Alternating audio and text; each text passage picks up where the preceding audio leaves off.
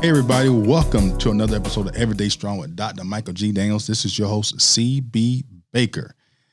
We are back. And for people that's watching this on YouTube, both of us, I am now fully vaccinated. Yes, I am. I did have the side effects from the second shot. Mm-hmm. I was down and out for a day and woke up with purple toes. And 2%. So I'm lucky enough to be in the 2% of the people that got COVID toes from the COVID-19 vaccine. Hey, but look at you now. I'm still here. Right. I'm still here, but all right. So we got a lot going on, Dr. Daniels. It's the 2 weeks that we took off. A lot has happened. Unfortunately, Black people still getting shot. Yes. By the police. We've had the Census Bureau results come out, and some states gained some seats and some states lost some seats. Yes. And I don't think anybody knew that was actually going to happen, but it happened. Mm-hmm. We talked off air about how people of color don't take that serious. You don't want to fill it out, but now you're starting to see why it's important to fill out the information. So I'm just going to throw that at you, Dr. Daniels, and I'm going to ask you a question. And is there any part in the Bible, historically, that had this much stuff going on at one time? Or is it, what part of the Bible is, you can relate this to? I would say several parts of the Bible, okay?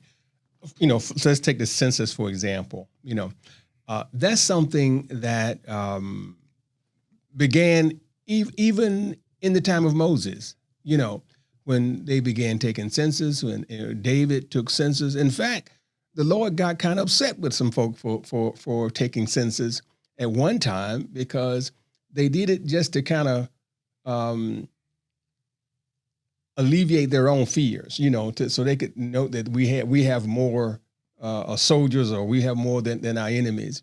If you think about even with the birth of Christ, there was a census that was going on, right? So that's you come to pay your taxes, but you also come because you have to.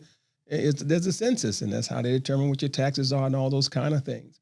So it really is a part of the structure of our history from a biblical standpoint. That's an important thing to do. The irony of it is that we who are Christians, not all, everyone, but a lot of Christians act like when the census comes out, that's something that they should not take part of.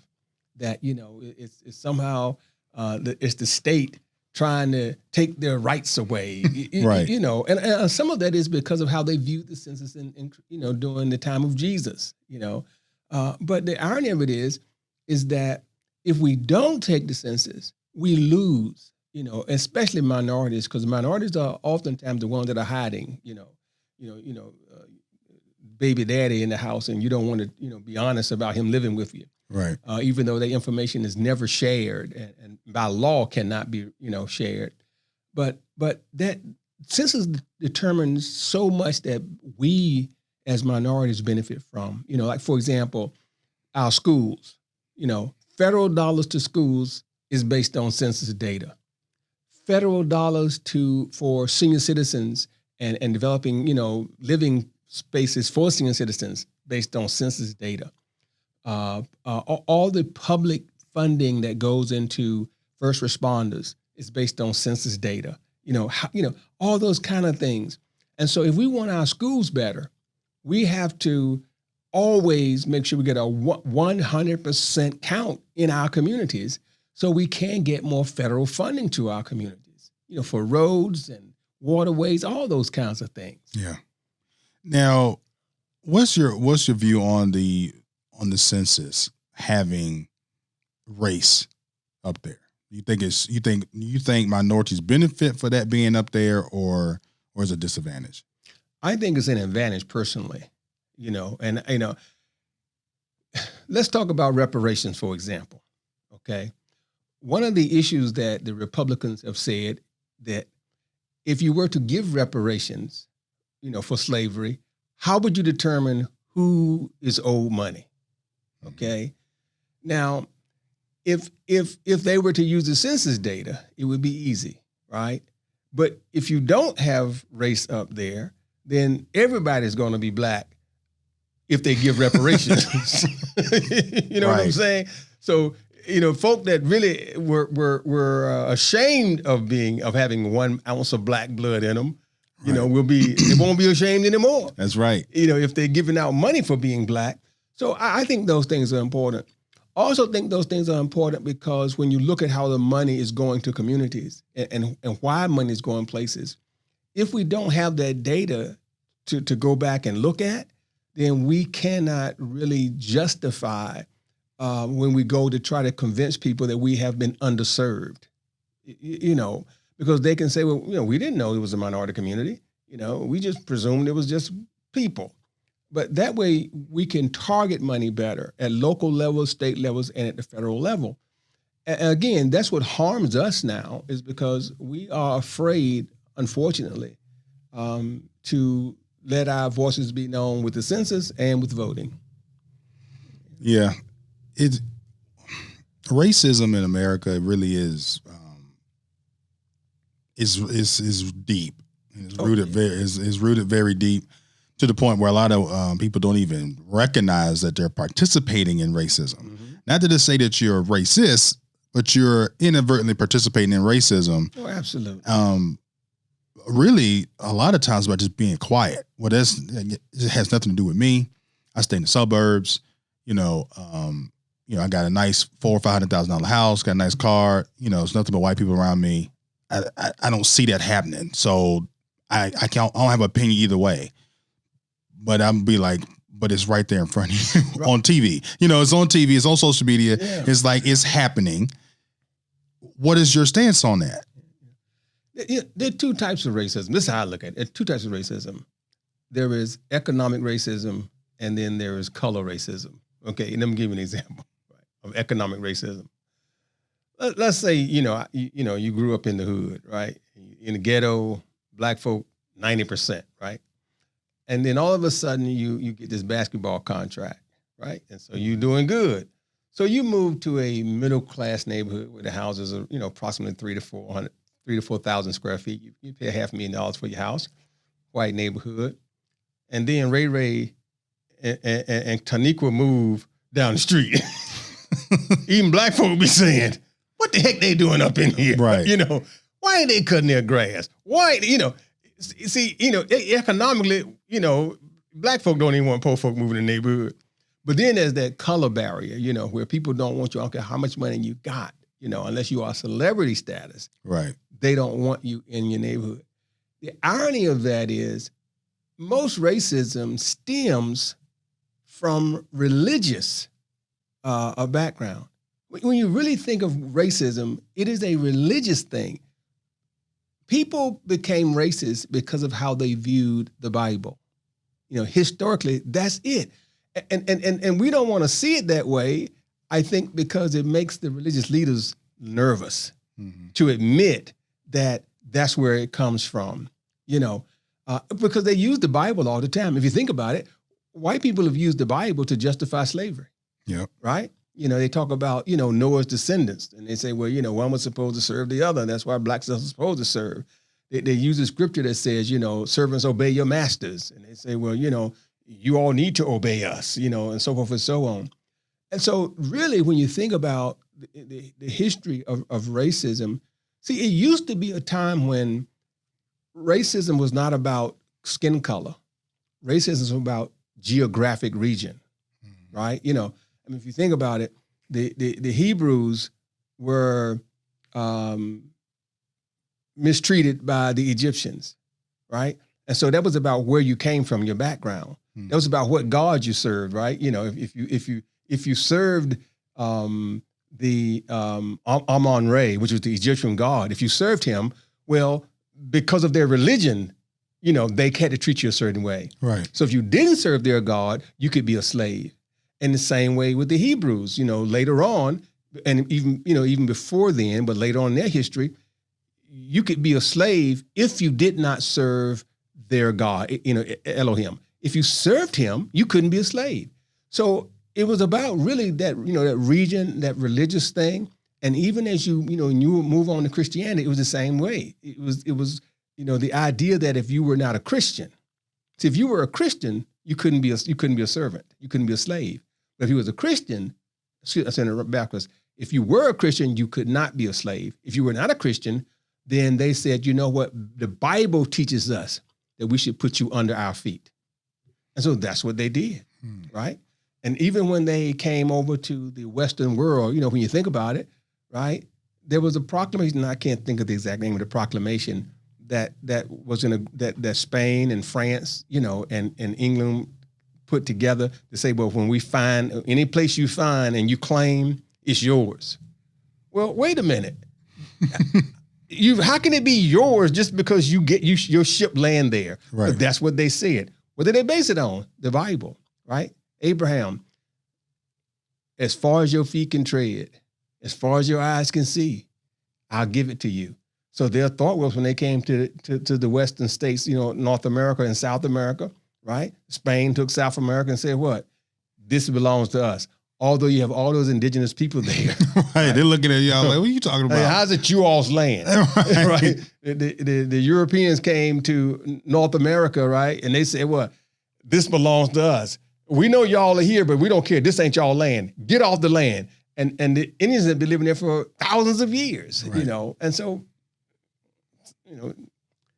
that's a sad truth. But I won't say we, but religion. If you would taking that out of the picture, if you divorce the world from religion and go back in time, there was no racism. Right. And then on top of that, because you was a servant for a certain number of years, and then you was free. They treat you totally different. Right. It was more of a contractual type deal. Mm-hmm. Like, you know what? Hey, you're my servant. Some people treat you worse than others, like working at a job. Mm-hmm. Okay, you do your 7 years, boom, have a nice life. Right. You moved on. And for the most, like I say, if in Africa, for example, if one tribe took another tribe and they became their servants, right? But the women they married them, or they right, were intimate with them, but the child was not a slave, right? Because that was my child. So so you didn't stay in servitude, right? Right. Whereas with Christianity, you were there forever. Your children were there forever, and so here we are now, and it's so embedded in us. Because now we've moved from who your God is to what your color is. And people say, well, I'm colorblind. That's the worst kind of racism to me, when a person says I'm colorblind. I don't see you as black. So what do you see me as then? Are you seeing me as white? So, I mean, how can you tell me, you're looking right at me, but you say, I don't see you. What do you see me as then if I'm not black? Right. So what you're doing, people, I know that they mean well, but if you tell me you don't see me as black, you are denying my humanity. You are denying that blacks are equal in every way to whites. Because if you thought we were equal, you wouldn't say I'm colorblind. Right. When you see a pair of shoes and Nike got a red pair and Nike got a white pair, right. You don't say to yourself, I'm colorblind. Right. You say, give me those red Nikes, but you still call them Nikes. Right. Give me those white Nikes. See, so when people say they're colorblind, they don't even realize it. Like you said earlier, they are racist, right, and just don't know it. They don't know it. That's the part that really irks me, or when you start venting about what you're going through as a black person, and the white people are like, you're not going through that. Like, I remember, just case in point, I made a Facebook post years ago about, how difficult it is, being black and trying to get a loan at the bank. Mm-hmm. And one of my friends, he's Hispanic, but looks white, kind of like Canelo Alvarez, if you know boxing. Mm-hmm. And he said, yeah, I go in the bank all the time and get a loan. And I'm a minority. I'm looking at him like, look at yourself. Mm-hmm. I bet when you walk in there, you got on a button-down shirt, collar tie. They can't tell if you white, black, Hispanic, mm-hmm, Asian, whatever. Like, you look white. Right. Like, let's call it what it is. Right. But he refused to believe that I couldn't go into the bank and just get a loan right out the bat. And so it's like, okay, I get it. It's about believing, but I already know that if I go in the bank and you go in the bank at the same time for the same loan, the chances are you will get it and I won't, and I can have better credit than you. And the reality is this. Just like, you think about this for a second. When we say people of color now, right? What do we really mean? What does society mean? Okay, an Asian person, they say is a person of color. They ain't talking about them. But no, but they really, I'm just saying, Right. you saw the Grammys, right? Right. They said the first woman of color to direct a film, right? With Oscar. She was Asian. So when they say people of color now, what they mean is you're white or you are other. Right? So if you're white or other, that means that white is right and everybody else is what? Wrong. Right. You follow me? Because it's the white people or people of color. Like white is not a color. I mean, granted, we say it's the absence of color, but you don't walk in the store and say, give me some non-colored paint. Right. You say, give me the white paint.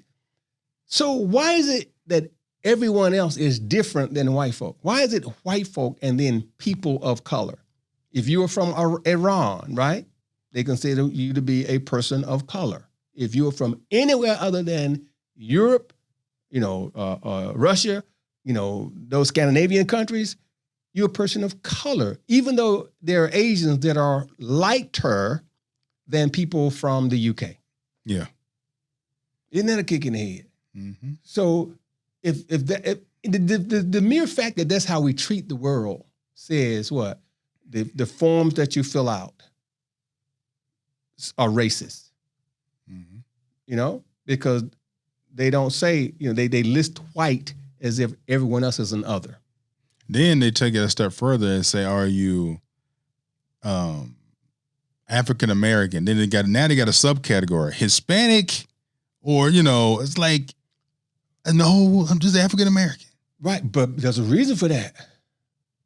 Because if you're African American originating through the slave trade, you are less than anybody else. If really, that's how it's looked at. That you think about this. You think about people from India, right? Mm-hmm. Their skin just as dark as ours. Yep. They're not viewed the way we are, though. No, they're not. They got dark skin, though. I've been told before by a man that was Indian. He said, you can't go in the bank and get a loan, but I can. So let me go in there and go shop this around and get a loan for this. Even people from India look at us and look down on us. Listen, folk that done came across the border from Mexico, right? Right. Then swam the water, then been out there in the hot sun, or get here and look down on us, and we've been here all this time and got twice as much money as they got. Right. But they do. It's amazing to me how our culture, again, our culture, no one's culture is accepted except white culture. Not really. I mean, right. Of course, we know we got a lot of young black folk a lot of young white guys want to act black. But the reality of it is, why is it that to get a good job, I have to act and look like I'm assimilating into the melting pot? Why? And why is the melting pot assimilation to become more white? Right. That's what I like. That's what I like about being an entrepreneur. I can come to work or whatever I want to put on. It's not necessarily I'm going to look good. I'm going to be regular. Well, you can kind of work the way you want to put on, but when you're doing business with the world, right, you in the same boat. When they come, if the state come and audit you, right, we all put on. It's just like the movie The Butler. We all put on that face, right? You walk in the bank, we put on that face, right? We don't walk in the bank and say, "Yo, hey man, what's it look like?" Right. Right. What you need? I'm trying to get about, maybe 500 ducats from you. No, we walk in the bank, we say, good morning, how are you doing today? Right. I'm here because blah, blah, blah, blah, blah. Here's my balance sheet. Here's my financial statement. We cannot take our culture into the business world unless you're a rapper. Right. Then they expect it. Then if you're a rapper and flip the script on them, then they shocked. Right, because what they're gonna do is what your manager is the one handling your stuff, not even you. Yeah. Right, because even that person is not going to be respected as a business person until he prove himself, and then, like you say, then they in awe. Right. But anyway. I remember when my dad, he was with GE, executive of GE, and Russell Simmons had did an interview like on 60 Minutes or something. He's like, "Wow, I can't believe he was that articulate and everything." I was like, he's running a $50 million company. Mm-hmm. Just because you saw him, on stage with a gold chain on and stuff, don't mean he don't know what he's doing. Absolutely. Most people view black people based on if our whole culture is seen as being substandard, so that right there sets the stage for people seeing us as not human. See, I really believe that people see us as human. Just like in the Bible, the Jews and the Christians didn't see the Gentiles as having the same worth as they did. It was a separation. Jews and Gentiles, because that's why they couldn't intermarry, because they were not where you were. I think it's the same thing here. That's why it's so easy for the white policeman to shoot a black man. Because they don't see you as being right, having your worth. They don't see your humanness. I have seen white people get stopped by police and cuss them out, mm-hmm, and threaten to kill them, and nothing happens to them. Right. But Sandra Bland just said, "Why do I have to put my cigarette out? It's my car." Right. And she's dead. Right. It's really a shame. And then on top of that, it's so simple of a solution. Just stop shooting us. Like, I can hear the other person say, "Well, y'all stop acting out at the traffic stop," but you just made mention of a white man cussing the officer out and everything, and nothing happens to them. How many mass shooters that go on mass shootings and get taken alive? Absolutely. And then protected. Yeah. We talked about this before, and protected on the way to the car. They put a vest on them. And everybody's not acting out. The young Brown that just got shot in Elizabeth City, he wasn't acting out. Right. I'm just sitting in his driveway. They rushed him shooting. They didn't come up to him and say, "Hey, Mr. Brown, how you doing today?" Right. They rushed him with guns drawn. That's a whole different ball game. Just like the lieutenant that was in off of 460, mm-hmm, that they in Windsor. Right. They approach him with guns drawn. Right. Right. Now let's think about this for a second. If the police put his lights on, right, and you slow down and drive to a lit place, why would they think that you're trying to escape? Right. See, that don't even make sense. Matter of fact, that's what you are told to do by the police. Right. They tell you, if it's in a dark place, for our safety and yours, pull over to a lighted place. So you do it, and you still get accosted. Right. So oftentimes we get in trouble for doing the right thing. Right. And what's so crazy, he said, because there was no real license plate. But when you watch the video, you clearly see the license plate is in his back window, mm-hmm, and he's already been pulled over for this once before. Now, it's not his fault that the DMV is taking forever to get him his plates. Like everybody, remember when coronavirus and the first stimulus checks hit? Every time you was riding around, all you saw was 30 tags. Right. Everybody getting new cars. Right. And the DMV was on appointment only. Mm-hmm. So you had to have the 30-day tag up there. Right. So my man's got the 30-day tag. There's no thing in the back. He's got it hanging in the back window. Once you get out the car and see it there, everything, you should have walked and said, you know what, sir? I'm sorry. Right. We didn't see it. I see that you got it. Thank you. Right, in the store. Like, have a nice day. But you're going to pull your gun out when you see, I don't believe he couldn't have seen it. If you got your head beams, your lights on. Right, you're going to see it. You're going to see something. Oh, but granted, maybe you're not sure what it is. But if the person slows down and pulls over to a lighted spot, I don't get the problem. You know, I don't get it, but I can tell you, a friend of mine, a pastor of a church, okay, was leaving a meeting that we were having. He was accused of doing a California roll. You know, I don't know if all the people listening or looking know what that means, but it's when you slow down, but don't come to a complete stop, you know, at a stop sign or a red light. So anyway, that's what they say he did. So anyway, he does that, but he's 2 blocks from his house at the time. So, you know, he's in his, you know, he was making the turn into his neighborhood. Policeman lit him up in Virginia Beach. Since he's right near his house, he slows down, calls the dispatcher, and tells them what's happening and say, but I'm just going to pull into my driveway.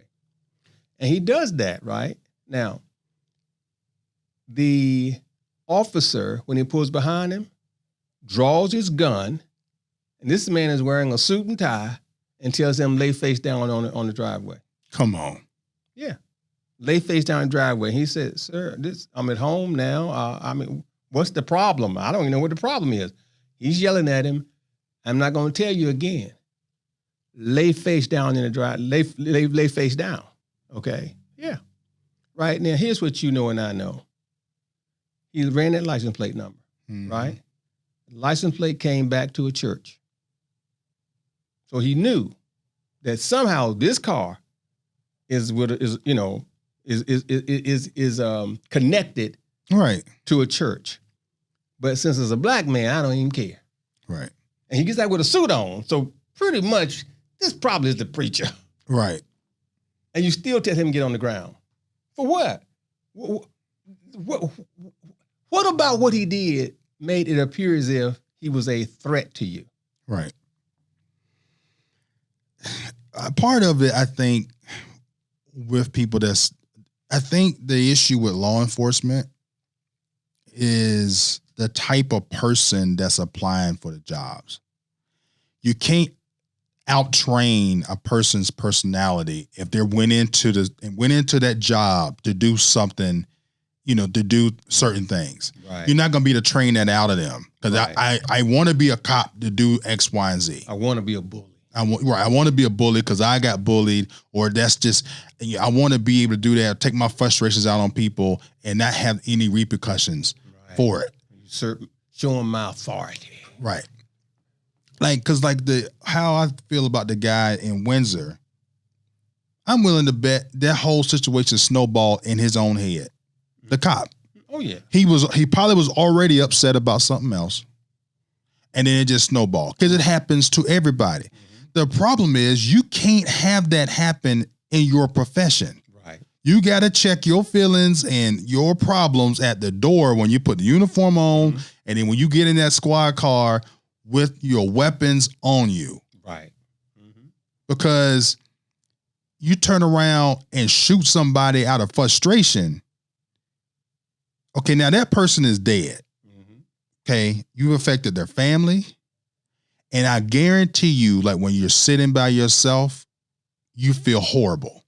I hope they feel horrible. Right. I'm talking about for the ones that literally just let stuff just snowball in the head. Like you got to be able to. There's no, like I said before, if you're running down behind somebody, and like that kid that got shot, the 13-year-old kid that got shot, and the young lady shot him. There was no benefit at all. There was nothing good could come out of you getting out of your car and chasing down behind him. Right. Because either you was going to shoot him or he was going to shoot you. So I say take option C, which is do nothing, or radio it in, say he's down there and we'll catch up with him later. Because nothing good can come out of it. Because if you shoot him, Now your career in jeopardy. It's all on TV. But he dropped the gun. He dropped the gun. But I'm just saying, like, I think the police don't really, I think they're starting to get it, but not getting it. It's like when you pull that weapon, you're putting yourself now in jeopardy. Yeah, no doubt. Even though you may have it's a dead person on the other end of the gun, but your life is going to be forever changed. Yeah, right. Yeah, absolutely. You may lose your job, you may be in jail, or like you say, your own inner self. Right. But you know what? I'll say this too, though. I really think that some of them justify it and therefore have no remorse. Right. I could be wrong. I think some of them literally have no. I just don't think they see black people as human beings. I really don't think they do. I think because it's happening too much. It's like shooting. It's like hunters shooting deer. Yeah, it's happening too much. It's too frequent. It is so. Some of the and the reasons why they get shot makes no sense, right? Mm-hmm. Look at how many blacks have been running away and got shot in the back. Mm-hmm. Think about the young boy that was just walking down the street. Cop cars all around. He's walking away from the officer, but walking down the street, has no weapon, and they just shoot him in the back and he drops. Why? Right. Why? What was the danger? Think about the young man that was coming back from the store, and someone called the police and said, "There's a young guy walking with a hoodie on." What did he do? Right. It's not against the law to walk down the street with a hoodie on. So why would you even stop him? That's the thing that don't make sense to me is, why are you stopping me when I have broke no law? Right. That's right. And if I say to you, well, what are you stopping me for? And you don't tell me. See, they could have easily told the young man, we're stopping you because someone said this. Right. And then he could have just said, listen, I was at the store and I'm walking home. In the story. You don't have to ask me for ID because I'm walking home. Right. I haven't done anything. That's the thing that, to me, it's like they don't see us as human. If a young white boy was walking home from the store, there's no way they would have treated him the same way. Oh, no. No way they would have treated him the same way. The black guy in South Carolina, that got stopped for a tail light, remember? And he gets out the car and was running away. And the policeman just shoots him, boom, boom, boom, boom, boom, as he's running away. And if it hadn't been for that young guy that had his phone out. You'd never heard about it. Right, because he lied and said the guy, tried to attack him. Right. Let's think about it for a second. Why is it, it's okay, he was not a fleeing felon, number one. But what the police always do is they try to dig up some stuff on you as if that's why they shot you. And 5 years ago, he had a drug charge. So, right. What's the guy? You didn't know that when you pulled him over. No. You didn't know what he had, or he had some marijuana in his system. You didn't know that when they pulled, like they did with George Floyd. He had his THC was at this high level. You didn't know that when you was choking him. Right. So why do you pull that stuff up? I just think they don't see us as humans. I think they don't see black people as humans. They say they do, but they don't. And when they say stupid stuff like, well, I got a black friend, my thought is, okay, yeah, you just showed you racist. Right. If you say to me, well, I don't see color, never have, you lying to me. How in the heck you gonna not see color? I see color, right? You lying. Tell the truth. I rather you tell me the truth. I hate y'all niggas. Right. I really tell me the truth. Right. I just don't think they see us as a human. I'm gonna tell you another reason why I think they don't see us as a human. Because you can go to the doctor and have a lot of pain, and you got to almost beg to get pain medication. Mm-hmm. Almost beg them. Because they act like they're black folk, for some reason, you ought to be able to handle this pain. Why? Think about how many white folk are addicted to opioids. Mm-hmm. Because and where to get them from? Because the doctors give them pain medication. Right. But they won't give us pain medication. Yeah. So that means they see us as being not human. Right. The only solution I've come up with so far is to move. Well, that might work in the short term, but if enough of us move, you know what? They come after us. They're gonna where we move to. They're gonna say, "Wait a minute, now one of y'all was out one thing." That's what I thought about with brought everybody over here now. I thought about that with the Indian reservations. Like, because we just talk about, that was in random conversations, like if black people just move to Indian reservation, it's not governed by the United States. You go in and you get in, you talk with the tribe, the chief, and you start building businesses and help the economy. They're going to be happy. Yeah. And eventually, you're going to intermingle. So then everybody's going to be Indian. Yeah. After what? Or everybody's going to be black. Oh, right. And then that's when when the federal government come in and say, well, y'all no longer Indians anymore. So y'all are black. So y'all got to move. This the Blackfoot tribe now. This ain't the Apache tribe anymore. So, I wish I knew an answer.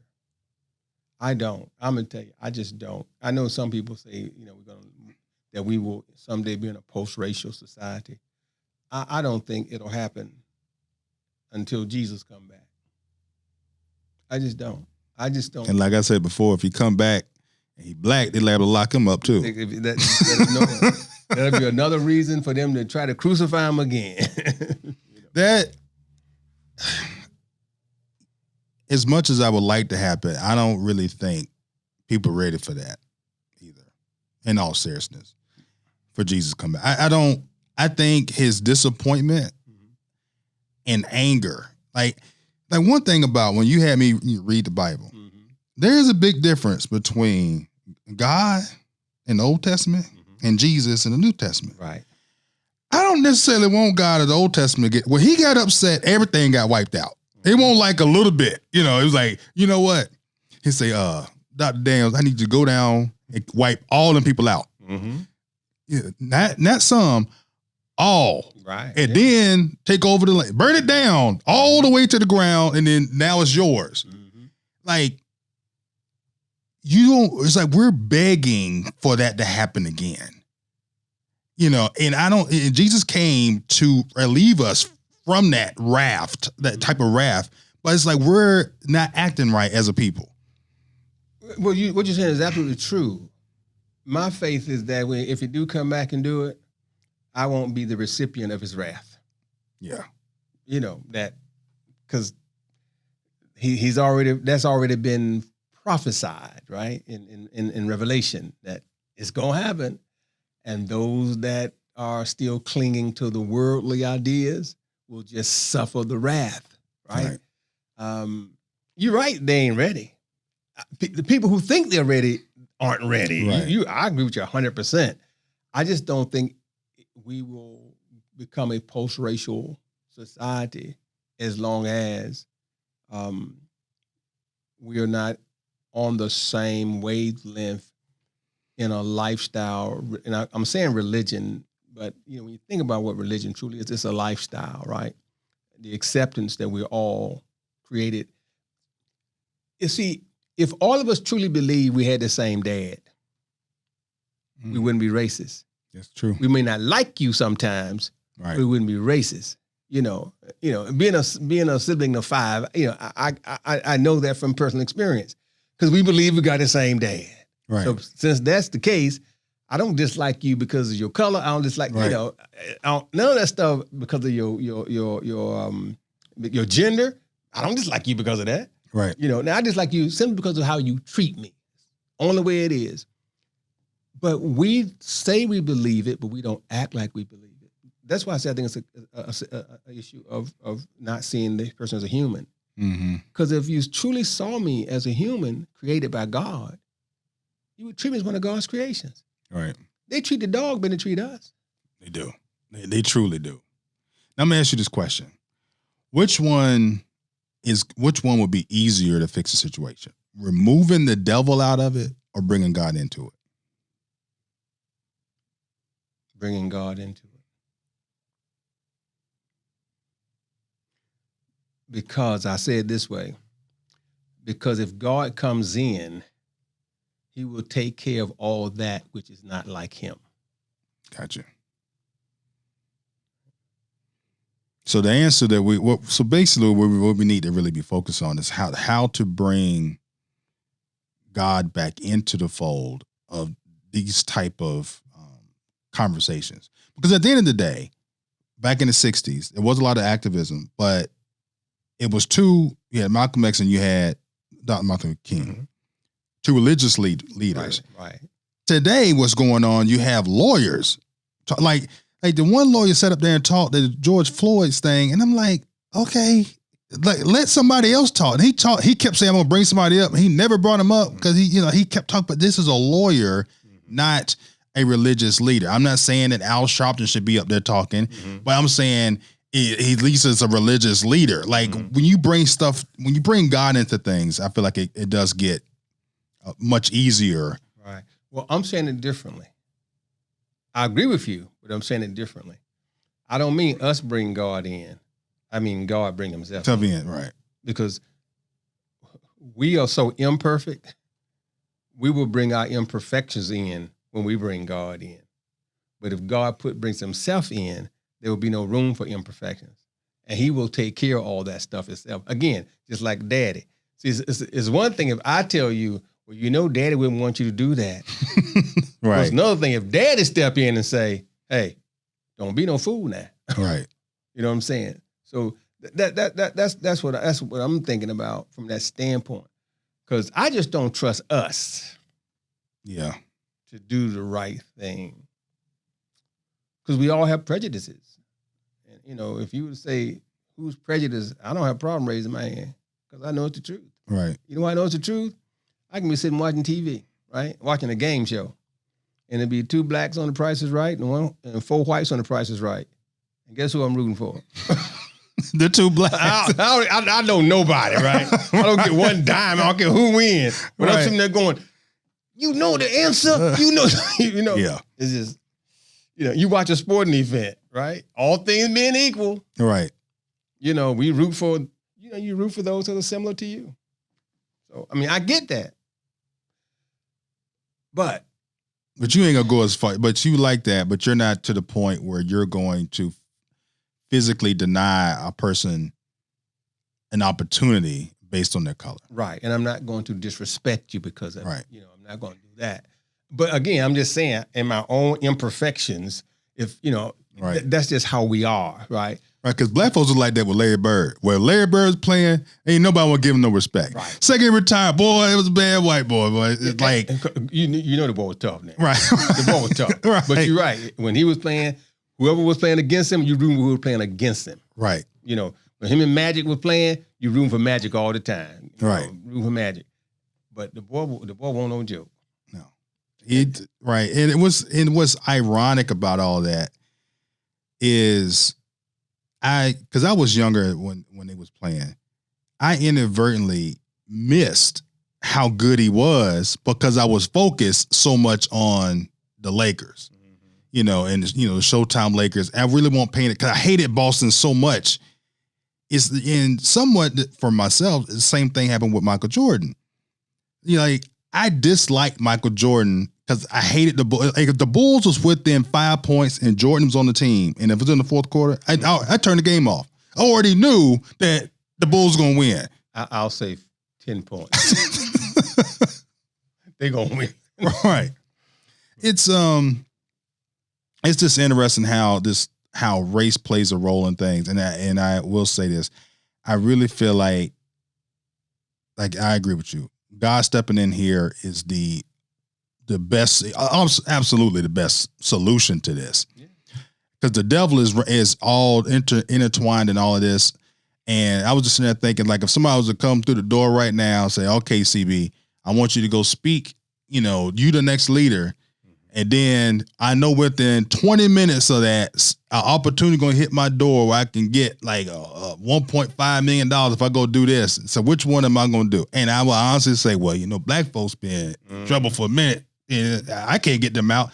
Let me take this 1.5. It's like most people will take the payday. They're going to take the payday. Or even if, let's say if there was no payday involved, you're going to still think the same way you just thought. Right. You know what you're going to say? Black folk been down so long. I'm the leader now. Right. I'm going to turn this thing around. I'm going to pick them, and you're going to pick them up. And I think that's the inherent problem, is that how you get true equity. How do you do that with people that are imperfect?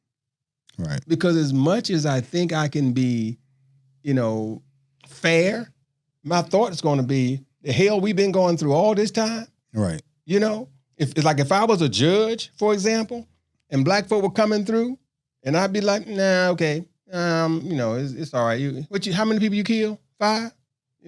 With AK kill? That's all you killed was 5. 2 years for each one you kill. Right.